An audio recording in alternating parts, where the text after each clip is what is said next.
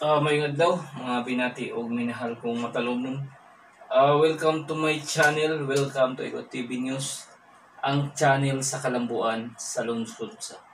Okay guys, gikan ta sa Ormoc niya aray na butas sa accounting diri sa lungsod sa Matalom. Kuan. Sa mga negosyante nga ganahan magnegosyo diri sa lungsod sa Matalom, welcome tanan nga mo invest og business diri sa among lungsod. Ang lungsod sa Matalom nanginahanglan og mga investor, nanginahanglan og mga negosyante.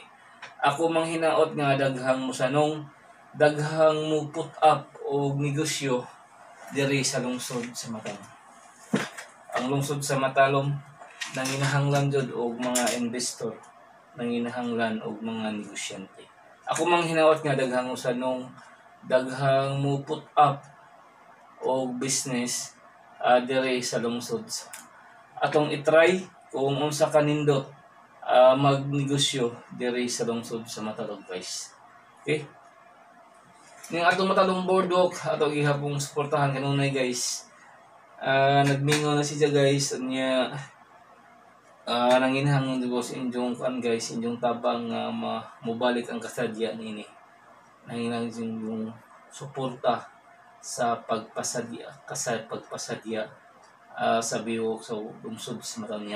Ang atong turismo ato gihapong i-patronize kanunay, ato gihapong tabangan mas mudaghan pa atong income, mas mudaghan pa atong kita niya, mas daghang mga turista nga mobisita diri sa lungsod sa Matalom guys. Pohon basig na natay kon guys ang atong Matalom Boardwalk ongoing ang patrabaho nini niya nantay pantalan pohon, nantay tourism building humana na niya nanay mo dorm diha mo bang aron kanabang di kadtos kanigaw pohon na natay mo kuan nga padong sa Cebu sa buhon nga barko.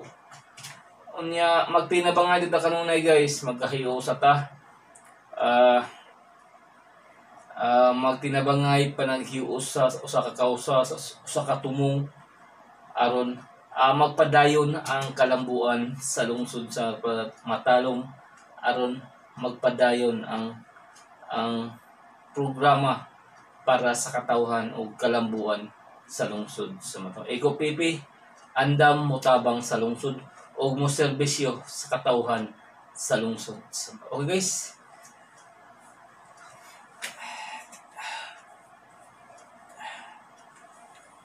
Guys natay